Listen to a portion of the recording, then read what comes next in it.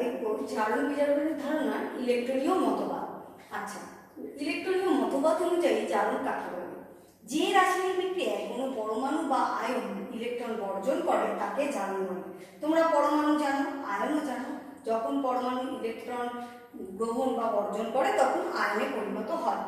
আচ্ছা, যেমন দেখো এই যে ক্লোরাইড আয়ন, ও একটা ইলেকট্রন বর্জন করে তৈরি হলো ক্লোরিন পরমাণু। তাহলে আয়ন যখন ইলেকট্রন গ্রহণ বা বর্জন করে পরমাণু হয়, পরমাণু যখন ইলেকট্রন গ্রহণ বা বর্জন করে আয়ন হয়।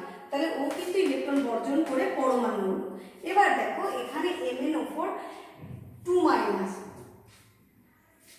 পারম্যাঙ্গানেট। এবার দেখো ও কি করেছে, একটি ইলেকট্রন বর্জন করে 2 মাইনাস ছিল, দেখো ও 1 মাইনাস হয়ে গেছে, কারণ ওর মধ্যে দুটো ইলেকট্রনের বেশি ছিল, তাই ও একটা ইলেকট্রন ছেড়ে দিল, দিয়ে MnO4 মাইনাস হলো। এবার দেখো বিজারণ কাকে বলে? যে রাসায়নিক বিক্রিয়ায় কোনো পরমাণু বা আয়ন এক বা একাধিক ইলেকট্রন গ্রহণ করে তাকে কি বলা হয়? বিজারণ।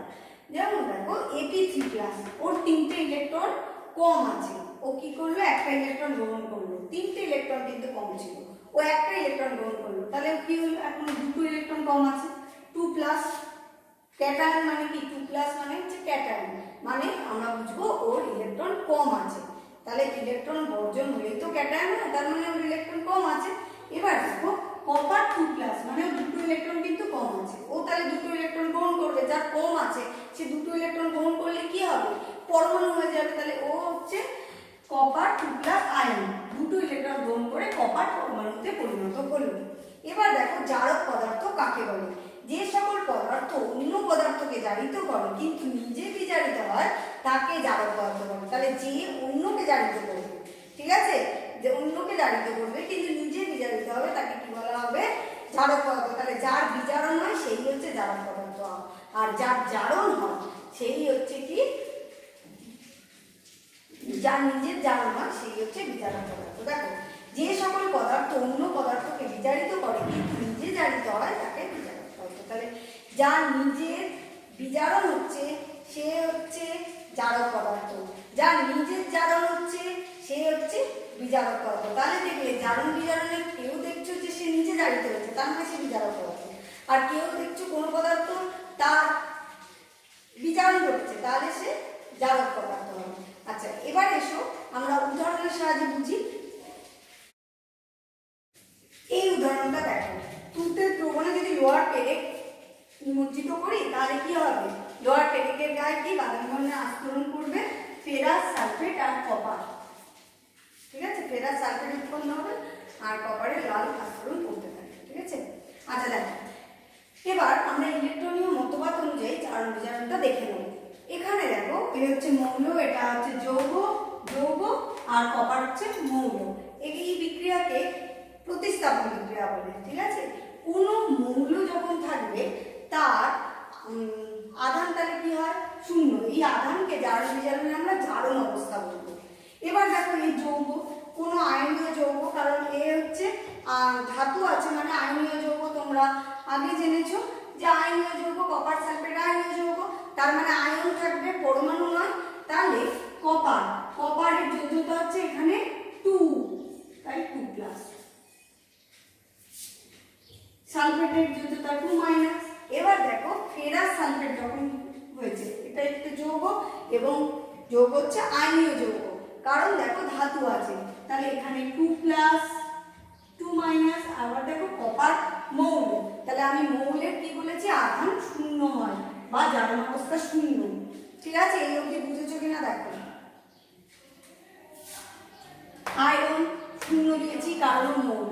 কপার সালফেট ও যৌগ, তাই যৌগ মানে আয়নীয় যৌগ, আয়ন আছে ওখানে, তাহলে 2+, কারণ কপারের যোজ্যতা 2, সালফেটের 2 মাইনাস, ঠিক আছে। এখানে দেখো ফেরাস সালফেট যৌগ হলো, আয়রন 2+, সালফেট 2 মাইনাস, কপার হলো 0, কারণ মৌল আছে, মৌল, তাই ওর জারণ অবস্থা শূন্য।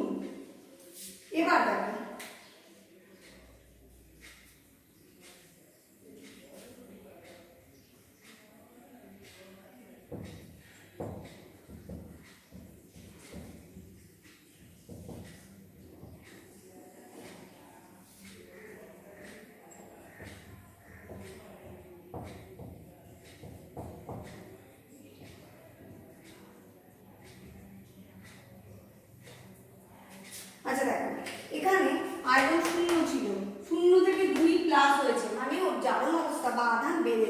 তাই তো জারণ অবস্থা বেড়ে যাওয়া মানে হচ্ছে জারণ। আর এখানে দেখো কপার 2+ ছিল, ও কপার 0 হয়েছে, তাহলে জারণ অবস্থা কি হয়েছে? কমেছে। তাহলে আমি মাথার উপরে যা দিয়েছি সেগুলোকে জারণ অবস্থাই বলছি। কপার 2+ থেকে কপার 0 হয়েছে, তার মানে জারণ অবস্থা কি হয়েছে? কমে গেছে। তাই যার জারণ অবস্থা বেড়ে যায় তাকে আমরা জারণ বলবো, আর যার জারণ অবস্থা কমে যাচ্ছে আমি তাকে বিজারণ বলবো। তাহলে জারণ মানেই আমরা জানি যে ইলেকট্রন বর্জন। কটা ইলেকট্রন বর্জন? দেখো 0 থেকে 2+ হয়েছে, তার মানে দুটো ইলেকট্রন বর্জন। আচ্ছা, ইলেকট্রনকে কিন্তু E-1 দিচ্ছি, তোমরা শুধু দিয়েও বোঝাতে পারো। আচ্ছা, এখানে দেখো কপার 2+ থেকে 0 হয়েছে, তাহলে কটা ইলেকট্রন ও গ্রহণ করেছে? দুটো। আচ্ছা, 2+ থেকে 0 মানে হচ্ছে কিন্তু ও ইলেকট্রন গ্রহণ করেছে, দুটো ইলেকট্রন কম ছিল, ও দুটো ইলেকট্রন গ্রহণ করেছে। তাহলে যার জারণ অবস্থা কমবে বিজারণ, আর তোমরা জানো বিজারণ মানে ইলেকট্রন গ্রহণ। কটা ইলেকট্রন গ্রহণ সেটা এবার দেখতে হবে। 2+ থেকে 0 হয়েছে, তার মানে দুটো ইলেকট্রন গ্রহণ। ভালো করে বুঝেছো? দেখো এবার আমি কি বলেছি, যার জারণ হয় সে কি পদার্থ হয়? বিজারক পদার্থ। আর যার বিজারণ হয় সে হচ্ছে জারক পদার্থ। তাহলে এখানে বিজারক পদার্থ Fe আর জারক পদার্থ হলো কপার সালফেট। ঠিক আছে, এগুলো এবার কিন্তু তোমাদের ভাষায় গুছিয়ে লিখতে হবে। কি লিখবে? যে আয়রন মৌল দুটো ইলেকট্রন, দেখো দুটো ইলেকট্রন বর্জন করে Fe2+ আয়নে জারিত হয়েছে। Cu2+ আয়ন দুটো ইলেকট্রন গ্রহণ করে বিজারিত কপার পরমাণুতে বিজারিত হয়েছে। এই আয়ন যেহেতু 2+ আছে তাই আয়ন, আর এই পরমাণু বলছি কারণ জারণ অবস্থা 0, মৌল তাই পরমাণু। তাহলে যা দেখছো আরেকবার বলে দিচ্ছি, Fe দুটো ইলেকট্রন বর্জন করে যার Fe2+ এ জারিত হয়েছে, Cu2+ দুটো ইলেকট্রন গ্রহণ করে Cu পরমাণুতে বিজারিত হয়েছে। তাহলে এখানে Fe হলো বিজারক পদার্থ আর CuSO4 হলো জারক পদার্থ। তুমি CuSO4 কে Cu2+ ও লিখতে পারো। আচ্ছা, এবার আরেকটা উদাহরণ দেখে নেওয়া যাক। আচ্ছা দেখো, এখানে Fe জারণ অবস্থা কি? ওর যোজ্যতা এখানে 3, তাই ওর জারণ অবস্থা 3+। আচ্ছা 3, দেখো ওর যোজ্যতা কিন্তু 2, যোজ্যতা যদি ভুলে যাও কি করে দেখবে? দেখো ক্লোরিনের নিচে 2 আছে, তার মানে এটাই কিনের যোজ্যতা। তাহলে যার যার যোজ্যতা সেটাই তার আধান 2+। এইগুলো কিন্তু সব আয়নীয় যৌগ। দেখো এবার Feর যোজ্যতা এখানে ক্লোরিন 2 আছে, তার মানে Feর যোজ্যতা এখানে 2, ফেরাস আয়ন। আচ্ছা এবার দেখো এখানে Sn এর যোজ্যতা কত হবে? দেখো ক্লোরিনের নিচে 4 আছে, তার মানে যোজ্যতা 4, মানে 4+, সবই কিন্তু প্লাস। আচ্ছা এবার দেখো জারণ অবস্থা কোথায় বেড়েছে কোথায় কমেছে দেখে নেওয়া যাক। আচ্ছা দেখো 3 এর 2+ ছিল, এখন কিন্তু Sn 4+ হয়েছে, তাহলে এর জারণ হয়েছে। আচ্ছা এখানে কটা ইলেকট্রনের চেঞ্জ হয়েছে?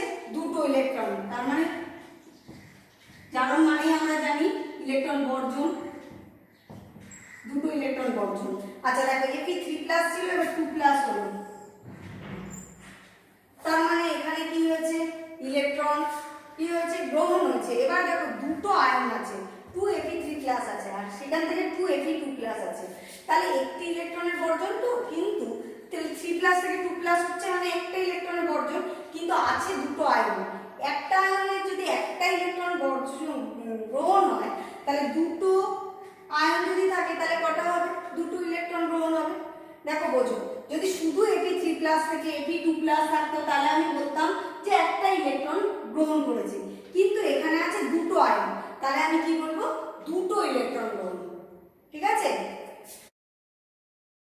আর একবার একটু বুঝিয়ে দিচ্ছি। দেখো এখানে তোমাদের মনে হতে পারে যে এখানে একটা ইলেকট্রনের তো চেঞ্জ হচ্ছে, একটা ইলেকট্রন গ্রহণ হচ্ছে, বিজারণ একটা ইলেকট্রনের চেঞ্জ হচ্ছে, কিন্তু দেখো দুটো আয়ন আছে তাই দুটো ইলেকট্রনের চেঞ্জ হচ্ছে, মানে দুটো ইলেকট্রন গ্রহণ, বিজারণ মানে দুটো ইলেকট্রন গ্রহণ। আচ্ছা আমি কিন্তু এটা -1 লিখেছি। আচ্ছা এবার দেখো তাহলে যার জারণ হয় সে হচ্ছে বিজারক পদার্থ। দেখো স্ট্যানাস ক্লোরাইডের কিন্তু জারণ হয়েছে, তার মানে ও হচ্ছে বিজারক পদার্থ। এগুলো সব কিন্তু চিহ্নিত করতে হবে। আর দেখো ফেরিক ক্লোরাইডের বিজারণ ঘটেছে, তার মানে ও হচ্ছে জারক পদার্থ। তাহলে যার বিজারণ হয় সে জারক পদার্থ, আর যার জারণ হয় সে বিজারক পদার্থ। যদি এখানে প্রশ্ন দেয় জারক বিজারক পদার্থ চিহ্নিত করো আর জারণ বিজারণ চিহ্নিত করো, তাহলে এইভাবে করবে আর লিখেও দেবে আলাদা করে। তাহলে এখানে FeCl3 হলো জারক পদার্থ আর SnCl2 হলো বিজারক পদার্থ। ঠিক আছে, এটা কিন্তু সুন্দরভাবে ভাষা দিয়ে লিখবে। কি ভাষাটা লিখবে, যে Fe3+ আয়ন দুটো ইলেকট্রন গ্রহণ করে Fe2+ আয়নে বিজারিত হয়েছে, আর Sn2+ আয়ন দুটি ইলেকট্রন বর্জন করে Sn4+ এ জারিত হয়েছে। আচ্ছা, এখানে কিন্তু একটা কথা বলে দেবে, 2Fe3+ আয়ন বলবে, তবেই কিন্তু দুটো ইলেকট্রন তুমি বলতে পারবে। আর একবার বলে দিচ্ছি যে Sn2+ আয়ন দুটি ইলেকট্রন বর্জন করে Sn4+ এ জারিত হয়েছে, আর 2Fe3+ দুটি ইলেকট্রন গ্রহণ করে 2Fe2+ এ বিজারিত হয়েছে। এইটুকু লিখতে হবে, জারণ বিজারণ কে জারিত হয়েছে কে বিজারিত হয়েছে এটা বলতে হবে। তাহলে আজকের জন্য এইটুকুই।